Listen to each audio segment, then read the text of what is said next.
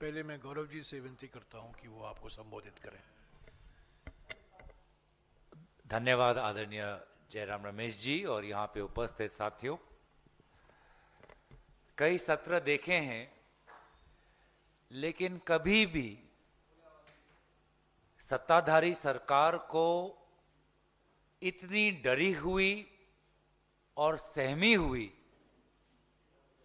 पूरे सत्र के दौरान नहीं देखा है और शायद पहली बार हमने इस सत्र में देखा जिसमें प्रधानमंत्री मोदी जी, गृह मंत्री अमित शाह जी संपूर्ण रूप से सदन की कार्यवाही से परे थे और अनुपस्थित थे।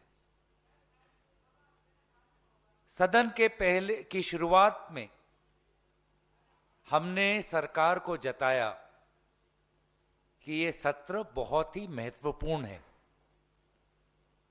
बहुत से महत्वपूर्ण विषय हम इस सत्र में उठाना चाहते हैं, जैसे कि सबसे पहले नीट परीक्षा में जो भ्रष्टाचारी हुई,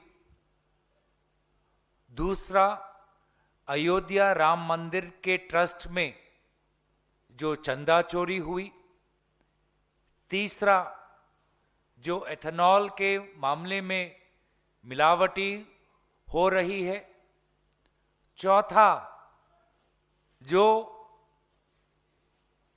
भाजपा के मुख्यमंत्री पद पर बैठे हुए लोगों पर, व्यक्तियों पर, चाहे वह अरुणाचल प्रदेश हो चाहे वह मध्य प्रदेश हो, लापरवाही और भ्रष्टाचारी की जो आरोप लग रहे हैं, पांचवा जो विदेश नीति को लेकर विशेष रूप से चीन से जो हमारे विदेश नीति और हमारे जमीन पर जो खतरे की संकेत आ रहे हैं, और जिस प्रकार का जो भारत के लोगों का जो टैक्स पेयर का जो पैसा है, जो पब्लिक इंफ्रास्ट्रक्चर प्रोजेक्ट्स में जो नष्ट हो रहा है, व्यर्थ हो रहा है,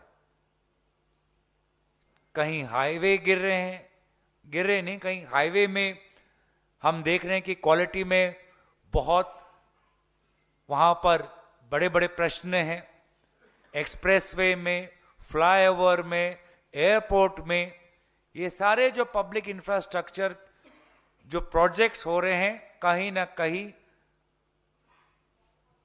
जिस प्रकार से भ्रष्टाचार वहां पे हो रहा है, जिसके कारण करोड़ों पैसे भारत के जनता का वहां पर व्यर्थ हो रहा है। ये सारे महत्वपूर्ण मुद्दे हमने सरकार को पहले ही दिन, जिस दिन सत्र शुरू हुआ उससे एक दिन पहले रविवार को ही हमने सरकार को सचेत कर दिया था, और सरकार ने भी कौन से वो बिल लाना चाहते हैं इस सत्र में, उन्होंने हमको उसका ब्यौरा हमको दिया। और हमने पहले दिन से ही कहा कि सरकार की जहां पर बिल्स की बात है, विपक्ष एक सकारात्मक भूमिका अपनाएगा, लेकिन हमारे जो ये विषय हैं, इन विषयों को आप लीजिए। उसके बाद अब लगभग 21 दिन गुजर गए, सरकार ने अपने बिल्स दिन में उन्होंने पारित करवाए। वो बिल्स भी किस प्रकार के थे उसमें हम जाएंगे, लेकिन विषय छात्र आंदोलन के कारण जंतर मंतर पर जिस प्रकार से एक माहौल बना और पूरे देश भर में जो माहौल बना, उसके कारण सरकार को अपने शिक्षा मंत्री का इस्तीफा लेना पड़ा, विवश हुए, और एक ऐसा संशोधन, पेपर लीक के मामले में एक ऐसा संशोधन लाने के लिए विवश हुए जो बिल वो आज से 2 साल पहले ही 2024 में लेके आए। लेकिन उस बिल पर 2 दिन की चर्चा हुई, जिस चर्चा में कांग्रेस पार्टी ने जो 3 मांग रखी थी कि शिक्षा मंत्री का इस्तीफा, गृह मंत्री का बयान पेलेट गन पे, आंसू गैस पर, पुलिस अत्याचार पर, AK-47 पर, और तीसरा प्रधानमंत्री को खेद प्रकट करना चाहिए, उस 2 दिन के चर्चा में सिर्फ एक ही हमारी मांग पर सरकार ने समर्थन दिया, वो है शिक्षा मंत्री का इस्तीफा।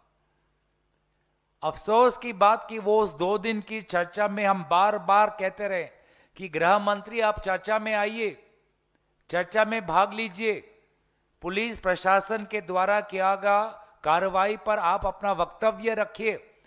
राहुल गांधी जी ने बात रखी, प्रियंका गांधी जी ने बात रखी, केसी वेणुगोपाल जी ने बात रखी, शशि थरूर जी ने बात रखी, अखिलेश यादव जी ने बात रखी, विभिन्न दलों के नेता ने बात रखी, भाजपा से भी बात उनके लोगों ने रखा, लेकिन गृह मंत्री कभी आए नहीं। 2 दिन की चर्चा हुई, गृह मंत्री एक बार भी आए नहीं, प्रधानमंत्री एक बार भी आए नहीं।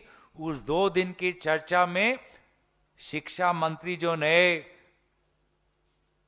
जिम्मेदारी लेने वाले शिक्षा मंत्री, उन्होंने भी भाग नहीं लिया।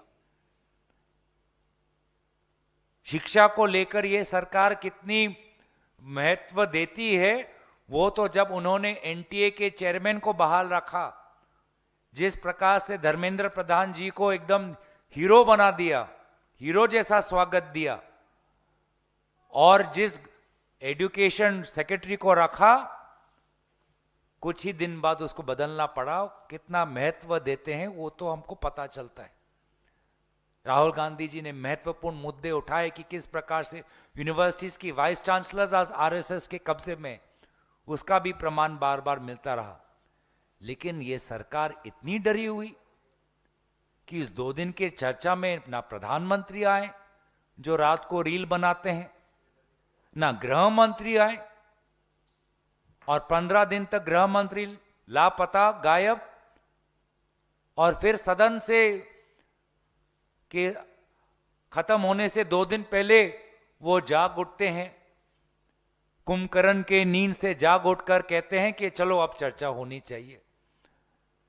जब चर्चा हुई तब तो आप नहीं थे, अब 15 दिन बाद आप कहते हो कि चर्चा होनी चाहिए, मैं चर्चा के लिए तैयार हूं।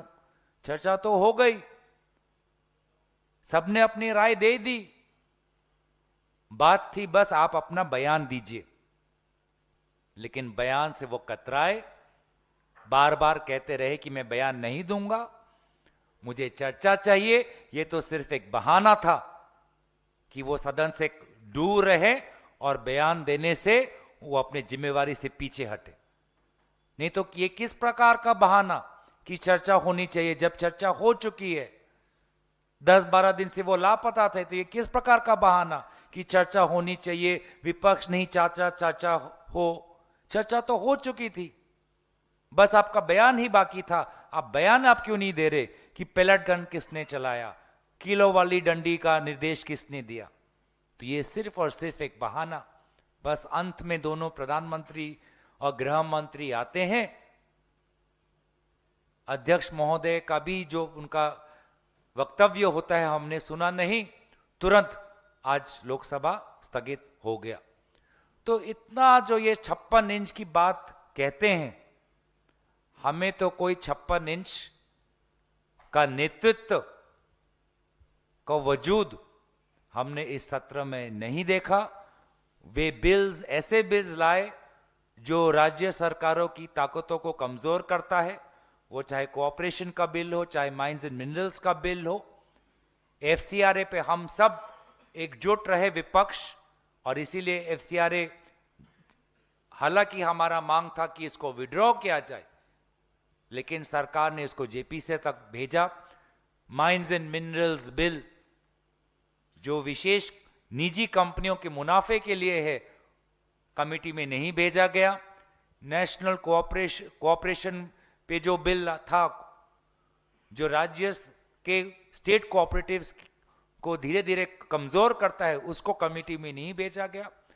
तो सरकार पूरी के पूरी तरीके से इस सत्र में बैकफुट में दिखाई दी। विपक्षी दलों में एक नई ऊर्जा और एकता हमें दिखाई दी। हम सारे विपक्षी दलों के नेताओं को धन्यवाद देते हैं कि इन्होंने जो सहयोग दिया और हम सब में एक संतुलन हमें दिखाई दिया। हम विपक्षी दलों के नेताओं को भी हम धन्यवाद देते हैं।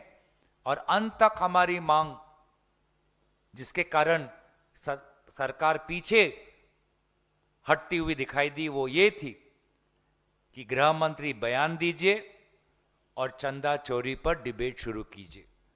बयान नहीं देना चाहते थे, चंदा चोरी, राम मंदिर के ट्रस्ट के भ्रष्टाचार पर चर्चा नहीं चाहते थे, और इसीलिए सदन से भागते हुए नजर आई इस बार भाजपा की नेतृत्व। तो मैं यहीं पर अपने वाणी को विराम देता हूं। आदरणीय जयराम रमेश जी आपके बीच में अपनी बात रखें। शुक्रिया गौरव। पहले तो मैं आपको याद दिला दूं कि मॉनसून सत्र 2026 बिल्कुल वॉश आउट हुआ है, पर यह पहली बार नहीं हुआ है। ठीक 11 साल पहले 2015 में मॉनसून सत्र वॉश आउट हुआ था, और कारण 2015 में व्यापम घोटाला। व्यापम घोटाले के मुद्दे पर मॉनसून सत्र बिल्कुल सफाया हो गया था। और ठीक 11 साल बाद छात्रों से जुड़ा हुआ, युवकों से जुड़ा हुआ मामला, उसी मामले, एक तरह के देखा जाए 2026 में भी व्यापम जैसा घोटाला हुआ है नीट को लेकर। तो 11 साल पहले व्यापम और इस साल नीट, तो इसी मुद्दे पर यह मॉनसून सत्र का वॉश आउट हुआ है। तो 11 साल में कुछ बदला नहीं है। अधिनियम बनाए गए हैं, वादे किए गए हैं, अभी रील बन रहे हैं। प्रधानमंत्री देश को आधी रात में संबोधित कर रहे हैं। 11 साल में कुछ तो बदलाव आया है, पर मुद्दे वही रहे हैं। 11 साल पहले व्यापम और इस साल नीट और एनटीए की खामियां। दूसरी बात जो मैं कहना चाहता हूं कि विपक्ष की ओर से, जैसा कि गौरव ने जी कहा, कि एकता और एकजुटता साफ दिखाई गई। ठीक 18 दिन के लिए रोज सुबह, लगातार 18 दिन रोज सुबह एलओपी राज्यसभा और कांग्रेस अध्यक्ष के कमरे में, पार्लियामेंट में, सभी विपक्ष के फ्लोर लीडर की बैठक हुआ करती थी। हम उस दिन की रणनीति तय करते थे और 18 दिन तक लगातार हम उसी रास्ते पर चले, जिस रास्ते को हमने उसी दिन 10 बजे को तय किया था। पहली बार मैं समझता हूं कि 18 दिन लगातार हमारी इतनी बैठक हुई है, और इसका नतीजा आपको देखने को मिला है। हमारी ओर से मैं समझता हूं 5 बड़ी उपलब्धियां हैं इस मॉनसून सत्र को लेकर। पहली उपलब्धि ये रही है कि एक राष्ट्र एक चुनाव विधेयक जो सरकार इस सत्र में लाना चाहती थी, वो शीतकालीन सत्र तक टल गया है। वो समिति का रिपोर्ट, अभी जेपीसी का रिपोर्ट नहीं आया है। हालांकि इस सेशन में उस जेपीसी का रिपोर्ट आने की गुंजाइश थी, वो नहीं हुआ। हमने कई सवाल उठाए और ये रिपोर्ट अभी शीतकालीन सेशन में पेश होगा। तो हमारी ओर से मैं समझता हूं ये पहली सफलता है। वन नेशन वन इलेक्शन विधेयक इस सेशन में नहीं आया। दूसरी बड़ी सफलता है विकसित भारत शिक्षा अधिष्ठान विधेयक, VBSA विधेयक, जो सारे विश्वविद्यालयों का भयंकर केंद्रीयकरण करने का एक विधेयक है। वो भी एक जॉइंट कमेटी को भेजा गया था। वो जॉइंट कमेटी अपनी रिपोर्ट पेश करने वाली थी। हमने कई सवाल उठाए, कई आपत्तियां अपनी जताई, और खुशी की बात है कि वो रिपोर्ट भी टल गया और शीतकालीन सत्र तक उसको टाल दिया गया है। और इस सेशन में वो VBSA विकसित भारत शिक्षा अधिष्ठान विधेयक नहीं आया, तो हमारे लिए मैं समझता हूं एक जीत का विषय है। तीसरा जो विधेयक आने वाला था, जिसका रिपोर्ट तैयार किया गया था JPC का, वो बर्खास्तगी विधेयक, संविधान संशोधन 130वां संविधान संशोधन विधेयक, ऑटोमेटिक बर्खास्तगी मंत्रियों की, मुख्यमंत्रियों की, प्रधानमंत्रियों की। मैंने इसको डिसमिसल बिल कहा है, ये बर्खास्तगी, ऑटोमेटिक बर्खास्तगी विधेयक है। ये रिपोर्ट तय किया गया था, क्लॉज बाय क्लॉज चर्चा हो रही थी, पर उस बैठक के बीच में ही कहा गया कि ये रिपोर्ट इस सेशन में नहीं आएगा, अगले सेशन में लाया जाएगा, यानी कि नवंबर के सेशन में लाया जाएगा। तो ये तो सरकार की ओर से सर्वदलीय बैठक में कहा गया था कि ये इस सेशन में आएगा, पर मैं समझता हूं हमारे सामूहिक दबाव के कारण ये ऑटोमेटिक बर्खास्तगी संविधान संशोधन विधेयक 130वां ये इस सेशन में नहीं आया, अगले सेशन में तक पोस्टपोन किया गया है। चौथा मैं समझता हूं FCRA बिल, FCRA संशोधन विधेयक, जो बार बार गृह मंत्री ऑफ द रिकॉर्ड ब्रीफिंग करते थे अपने कमरे में बैठकर कि अब आने वाला है। बड़ी खेती चल रही थी मीडिया में पिछले 10 दिनों से कि बस FCRA आने वाला है। गृह मंत्री बिल्कुल अडिग हैं, अटल हैं कि FCRA बिल आएगा। एक अमेरिका के उपराष्ट्रपति का फोन आया और उसका नतीजा आपको देखने को मिला है।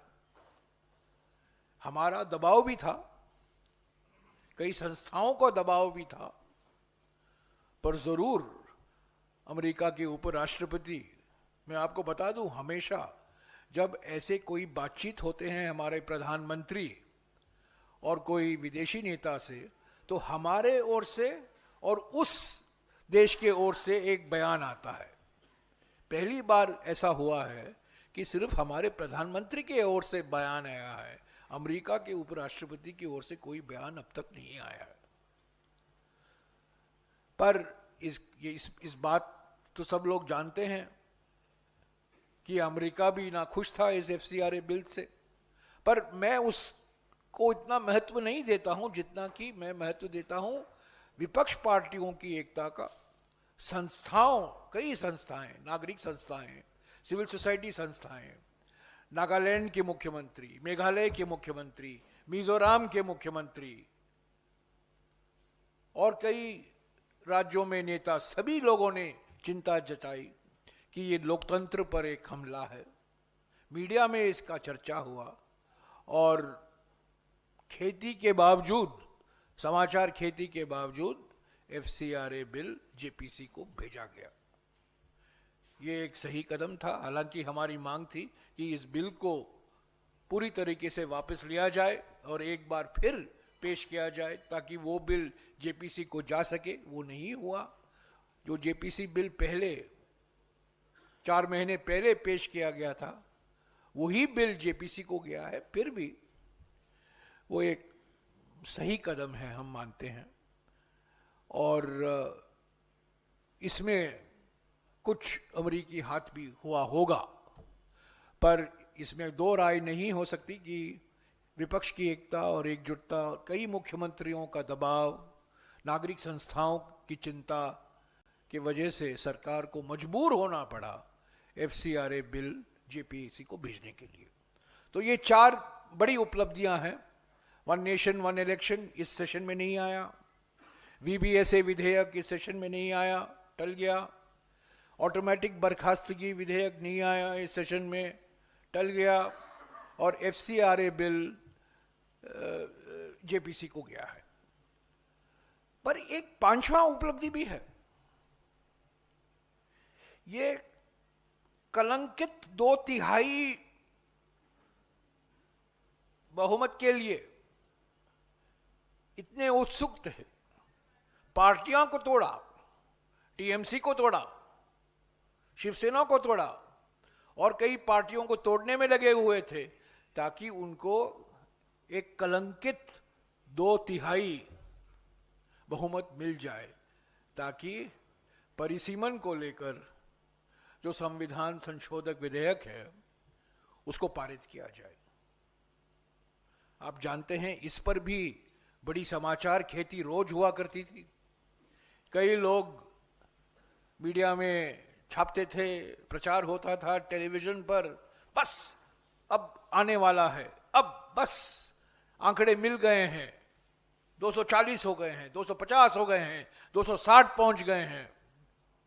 एक खबर तो निकली कि 267 मिल गए हैं, हालांकि 300, और कुछ तो 356 पर रुक गए, पर एक ने बहुत साहस दिखाई और 367 पहुंच गए। अभी आपको पता चल गया है कि 2/3 बहुमत नहीं है, कलंकित बहुमत है। यह बहुमत नहीं है और कभी नहीं मिलेगा इनको, कितना भी वो प्रयास करें। तो हमारे लिए मैं समझता हूं ये 5 बहुत बड़ी उपलब्धियां हैं। पर 2 चिंताएं भी हैं जिसका जिक्र अभी गौरव जी ने किया, कि 2 ऐसे विधेयक हमने पारित किया बिना चर्चा का, लोकसभा में और राज्यसभा में। हम भी मजबूर हुए। हमारी मांग थी, विपक्ष की मांग थी, कांग्रेस पार्टी की मांग थी कि दोनों ये विधेयक, खतरनाक विधेयक जो संविधान के खिलाफ हैं, जिसका जरूर चैलेंज होगा सुप्रीम कोर्ट में, वो पारित किया गया शोर में, बिना चर्चा के। ये खान और खनिज विधेयक, mines and minerals amendment bill, और दूसरा है राष्ट्रीय सहकारी निगम संशोधन विधेयक, नेशनल कोऑपरेटिव डेवलपमेंट कॉर्पोरेशन विधेयक। दोनों विधेयक खतरनाक केंद्रीयकरण के विधेयक हैं। सारे राज्यों के अधिकार छीने जा रहे हैं, संवैधानिक अधिकार छीने जा रहे हैं, राज्यों के जो जिम्मेदारियां हैं उसका नजरअंदाज किया जा रहा है जानबूझकर, और खान और खनिज में और सहकारी संस्थाओं में केंद्र सरकार की भूमिका को और बढ़ावा दिया जा रहा है। इन दोनों क्षेत्रों में केंद्र की भूमिका होती है और राज्यों की भूमिका भी होती है। पर इस 2 विधेयकों के कारण आप देखेंगे कि जब ये गेजेट होगा, नोटिफाई होगा, राज्य सरकारों के अधिकार कम हो जाएंगे और केंद्र सरकार की जिम्मेदारी और बढ़ जाएगी, कानूनी जिम्मेदारी और बढ़ जाएगी। तो ये बड़ा भयंकर 2 विधेयक पारित किया है। हमें अफसोस है कि ये पारित हुआ। हमारी मांग थी कि ये स्टैंडिंग कमेटी में भेजा जाए, उस मांग का नजरअंदाज किया गया, नहीं माना गया, और हम देख रहे हैं पर मैं ज़रूर कहूँगा कि मुझे इस बात का कोई शक नहीं है कि कोई ना कोई राज्य सरकार इन दोनों विधेयकों को सुप्रीम कोर्ट में इसका चैलेंज करेगा। एक विधेयक था जो हमारी मांग थी कि वो स्टैंडिंग कमेटी को भेजा जाए। हमारे दबाव के कारण सरकार को मानना पड़ा।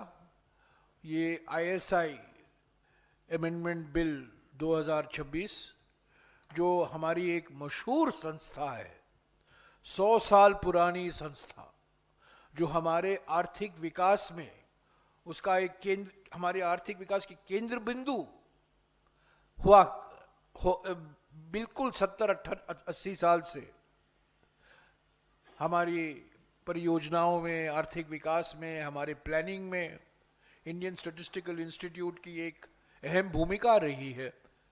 उसकी शुरुआत कलकत्ता में हुई थी, उसके बाद में दिल्ली और बेंगलोर में संस्थाएं खोले गए, और इस विधेयक से उनकी जो ऑटोनॉमी है उसको खत्म करने के लिए एक विधेयक लाया गया, केंद्रीयकरण का विधेयक लाया गया, सरकार का नियंत्रण बढ़ाने के लिए लाया गया। पर हमें खुशी है कि हमारे दबाव के कारण वो विधेयक अभी स्टैंडिंग कमेटी को भेजा गया है, और हम उम्मीद करते हैं कि स्टैंडिंग कमेटी पर इस पर काफ़ी चर्चा होगी, लोगों से बात करेंगे, छात्रों से बात करेंगे, अध्यापकों से बात करेंगे, इन संस्थाओं से बात करेंगे, विशेषज्ञों से बात करेंगे, और एक नया बिल पेश किया जाएगा। अंत में मैं यही कहूँगा कि बार बार ये कहा जा रहा है कि गृह मंत्री तैयार थे, पर गृह मंत्री तो दिखाई नहीं दिए। गृह मंत्री आए 20 तारीख को राष्ट्रीय गान के लिए, आपको याद होगा, राष्ट्रीय गान के लिए पहले दिन आए थे, जन गण मन के लिए आए थे, और उसके बाद आज दोनों दिखाई दिए, नंबर 1 और नंबर 2 दोनों दिखाई दिए वंदे मातरम के समय। इस बीच प्रधानमंत्री नहीं आए, गृह मंत्री नहीं आए। ऐसा कभी नहीं हुआ है कि किसी सत्र में गृह मंत्री मौजूद नहीं हुए। उनके नाम पर 3-4 विधेयक लिस्ट ऑफ बिजनेस में प्रकाशित हुआ है, उसके बावजूद वो नहीं आए। उनके आने का कोई मकसद नहीं था, कोई इरादा नहीं था। अपने कमरे में आते थे, समाचार की खेती करते थे, भूमि बड़ी उपजाऊ भूमि है, वो खेती करते थे, और बस दुनिया को ये संदेशा दे रहे थे कि मैं तैयार हूं, पर विपक्ष तैयार नहीं है सुनने के लिए। अगर उनकी नीयत साफ होती, जब चर्चा हुआ पेपर लीक पर, अधिनियम संशोधन पर, वो आते, वो मौजूद होते, अपना चेहरा दिखाते, पर ऐसा नहीं हुआ। तो साथियों, ये मॉनसून सत्र हमारे लिए कुछ खुशी का कारण भी है। मैंने आपको कारण गिनाए हैं, 5 कारण हैं। कुछ नुकसान भी हुआ है हमें, इन 2 बिना चर्चा के जो 2 विधेयक पारित किए गए हैं, और चिंता का जो हमारी लोकतंत्र के लिए है कि जिस तरीके से प्रधानमंत्री और गृह मंत्री ने लोकसभा और राज्यसभा में नहीं आए, उन्होंने एक तरह से कह सकते हैं कि उन्होंने बॉयकॉट किया। हम चाहते थे, हमारी मांग थी, प्रधानमंत्री आए और कुछ बयान दें। 5 फरवरी 2020 को, मैं आपको डेट याद दिला देता हूं, फरवरी 5, 2020 प्रधानमंत्री ने एक लंबे भाषण में लोकसभा में बड़े गर्व से कहा और श्रेय लिया कि उन्होंने एक ट्रस्ट का गठन किया है अयोध्या में, और उस ट्रस्ट को लेकर कुछ सवाल उठ रहे हैं, और हमें कहा गया कि ये तो राज्य का विषय है, इस पर पार्लियामेंट में कैसे चर्चा हो सकता है? तो हमने कहा अगर ये राज्यों का विषय है कि प्रधानमंत्री ने क्यों बयान दिया लोकसभा में, क्यों श्रेय लिया इस ट्रस्ट के गठन के लिए, तो एक ही कारण है इस सेशन के वॉशआउट के लिए, एकमात्र कारण है, वो है प्रधानमंत्री का नहीं आना, गृह मंत्री का नहीं आना। और हम उम्मीद करते हैं कि 3 महीने बाद जब हम फिर से शीतकालीन सेशन के लिए मिलेंगे तब गृह मंत्री और प्रधानमंत्री दोनों दिखाई देंगे। शुक्रिया।